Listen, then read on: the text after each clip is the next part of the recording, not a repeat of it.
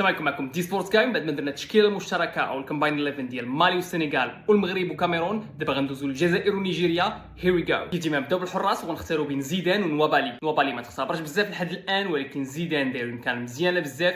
الاختيار ديالي كيمشي لزيدان. الجزائر 1 نيجيريا 0. ندوزو لا ديفونس سونترال وغنختاروا بين مندي واجاي. وهنا واخا مندي كيعجبني بزاف من شحال هادي، ولكن اجاي يقنعني في هاد لاكان. كنختار اجاي. نيجيريا 1 الجيري 1. بن سبعيني كونتر باسي. وهنا الاختيار كيمشي نيشان لبن سبعيني. بن سبعيني لاعب كبير وبوليفالون.